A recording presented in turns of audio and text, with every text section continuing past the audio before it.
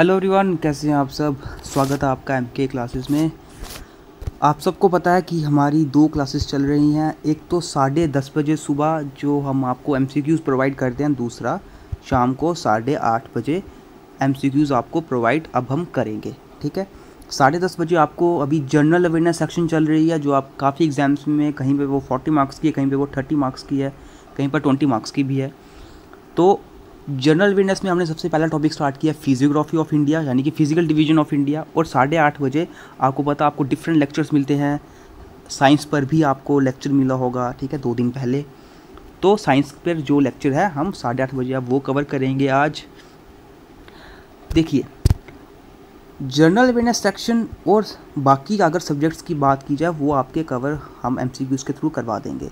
एक हमने आपको बताया था कि करंट अफेयर्स जो रेगुलर आपके अब चल रहे हैं, हमारा जो दूसरा चैनल है जेके अफेयर्स, जिसका मैं लिंक डाल दूंगा हमारे डिस्क्रिप्शन, इस वीडियो के डिस्क्रिप्शन बॉक्स में, वहाँ पर जाके आप ज्वाइन कर सकते हैं। करंट अफेयर्स के लिए मैंने बताया कि वो रेगुलर क्लासेस चल रही हैं और सिर्फ 6 से 7 मिनट की वीडियो, वो 7-8 मिनट की इतनी वीडियो होती है। देखिए, मैंने आपको बताया कि आपको करंट अफेयर्स सिर्फ देखना है, सिर्फ वो वीडियो देखनी है। 6-7 मिनट निकालो और वीडियो आप ज़रूर देखा करो। हर चीज़ नोट नहीं करने की ज़रूरत है कि आप पेन कॉपी लेके हर एक करंट अफेयर को नोट करो, ऐसा नहीं करना होता। सिर्फ आपको वीडियो देखनी होती है, सिर्फ अवेयर रहना होता है। हाँ, कुछ अगर बहुत इंपॉर्टेंट है, जैसे कोई अपॉइंटमेंट हुई है वगैरह, तो वो आप नोट कर सकते हो। बाकी आपको करंट अफेयर्स रेगुलर देखना पड़ेगा। जून, जुलाई, अगस्त, सितंबर और अक्टूबर में एग्ज़ाम है, नवंबर में एग्ज़ाम है, तो ये 4 मंथ का करंट अफेयर्स आपको आना चाहिए। रेगुलर देखो, आपको चीज़ें खुद पकड़ में आने लगेगी। तो लास्ट वीडियो में हमने 1 से लेकर 10 तक क्वेश्चंस करे थे। आज के क्वेश्चंस 11 से लेकर 20 तक के क्वेश्चंस होंगे और मैंने आपको बताया कि एक्सप्लेनेशन वगैरह होगी। जिन क्वेश्चंस के लिए एक्सप्लेनेशन ज़रूरी है, मैं हर क्वेश्चन में एक्सप्लेनेशन उन क्वेश्चंस में आपको बताऊंगा। तो आज के हम नेक्स्ट क्वेश्चन की तरफ मूव करते हैं। क्वेश्चन नंबर 11 पर आज हमने करना है। 11th क्वेश्चन आपके सामने है, the effective length of magnet is. किसी भी मैग्नेट की इफेक्टिव लेंथ क्या होती है, उसकी इफेक्टिव लेंथ क्या होती है। ऑप्शन है the complete length of the magnet, यानी कि मैग्नेट की complete length, the distance between 2 poles of the magnet, यानी कि नॉर्थ पोल साउथ पोल के बीच में difference, the half of the length of the magnet, उसकी लेंथ का हाफ, या फिर उसकी लेंथ का square, the square of the length of the magnet. जब भी आपको एग्जाम में ऐसा क्वेश्चन है कि मैग्नेट की इफेक्टिव लेंथ क्या होती है, तो वो क्या होती है, नॉर्थ पोल से साउथ पोल तक का डिस्टेंस, यानी कि जो उसके 2 पोल्स होते हैं उनके बीच का डिस्टेंस होता है LE, यानी कि इफेक्टिव लेंथ। ठीक है, ये चीज़ आपको पता। इसकी टोटल लेंथ नहीं होती इफेक्टिव लेंथ, पूरी मैग्नेट की टोटल लेंथ नहीं होती effective length, distance between the 2 poles of the magnet. ठीक है, ऑप्शन बी यहाँ पर है राइट आंसर। नेक्स्ट क्वेश्चन पे मूव करते हैं। क्वेश्चन नंबर 12 है, a moving object can come to rest only if. एक मूविंग ऑब्जेक्ट रेस्ट पे आ सकता है only if has a frictional force acting on it, उसके ऊपर कोई फ्रिक्शनल फोर्स एक्ट हो रही हो, has no net force acting on it, उसके ऊपर कोई नेट फोर्स एक्ट ना हो, इज़ कम्प्लीटली आइसोलेटेड हो, या फिर applies an impulse to something else. देखिए, आप सभी ने Newton's first law of motion पढ़ा हुआ होगा। when a body comes in state of rest or in state of uniform motion until an external force applied to change its state, यानी कि एक बॉडी चलती रहेगी अपने यूनिफॉर्म मोशन से तब तक चलती रहेगी जब तक कोई एक्सटर्नल फोर्स अप्लाइड ना हो उसकी स्टेट को चेंज करने के लिए। सिमिलरली यहाँ पर a body can come to a rest, कि अगर एक बॉडी चल रही है, ठीक है, अपने मोशन पे चल रही है, वो बॉडी रेस्ट पे आ सकती है, रुक सकती है। कब? ये तब रुक सकती है जब उस पर फ्रिक्शनल फोर्स एक्ट हो रिवर्स डायरेक्शन में। जिस डायरेक्शन में बॉडी चल रही है उसी के रिवर्स डायरेक्शन में कोई फ्रिक्शनल फोर्स एक्ट हो उस बॉडी पर। फ्रिक्शनल फोर्स क्या होती है? वो फोर्स जो फोर्स प्रोवाइड करती है, ठीक है, विच प्रोवाइड्स फोर्स। ठीक है, तो फ्रिक्शनल फोर्स जब उस बॉडी पर उसके अपोजिट डायरेक्शन में एक्ट होगी तभी वो बॉडी मोशन से रेस्ट में आएगी। ठीक है, ऑप्शन ए यहाँ पर होगा राइट आंसर। नेक्स्ट क्वेश्चन है question number 13, in a long spring which of the following type of waves can be generated.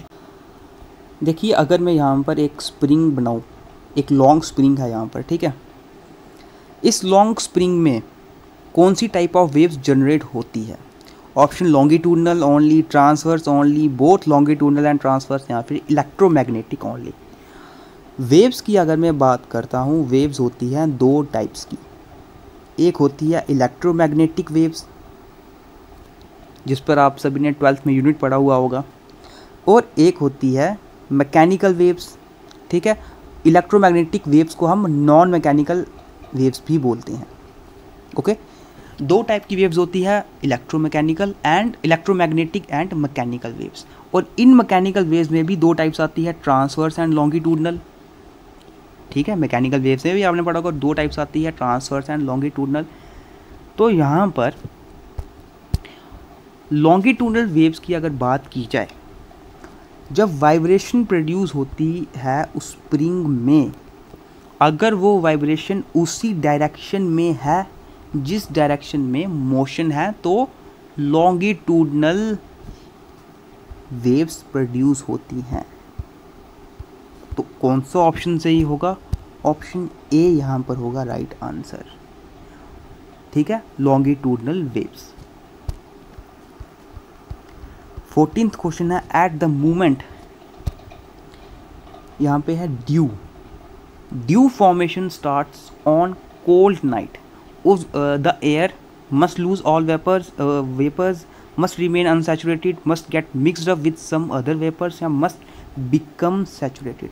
वो मोमेंट जब ड्यू फॉर्मेशन स्टार्ट होती है, ओस जमती है ना, ओस बोलते हैं, जब ड्यू फॉर्मेशन स्टार्ट होती है किसी ठंडी रात, कोल्ड नाइट को, उस वक्त हवा के साथ क्या होता है?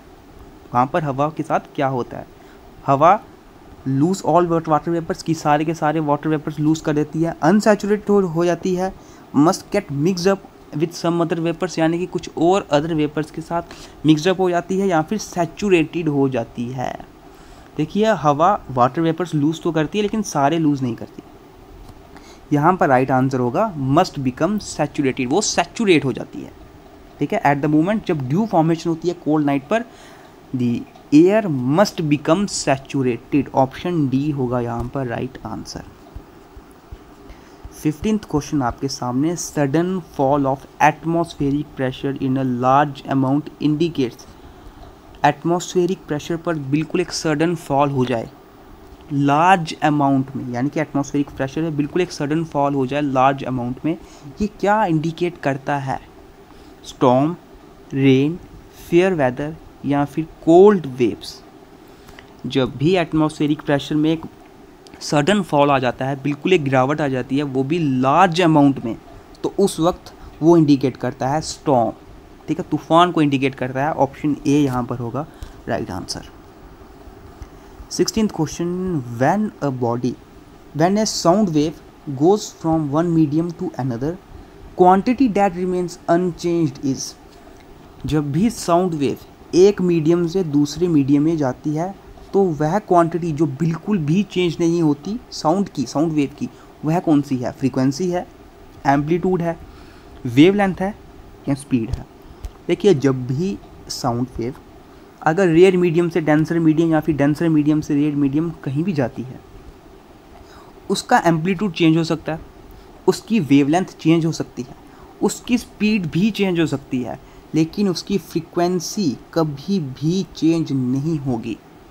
चाहे वो डेंसर से रेयर से डेंसर किसी भी मीडियम से मूव करे, उसकी फ्रीक्वेंसी अनचेंज्ड रहती है। When a sound wave goes from one medium to another, the quantity that remains unchanged is frequency. तो यहाँ पर फ्रीक्वेंसी राइट आंसर है, ऑप्शन ए। नेक्स्ट क्वेश्चन पे मूव करते हैं।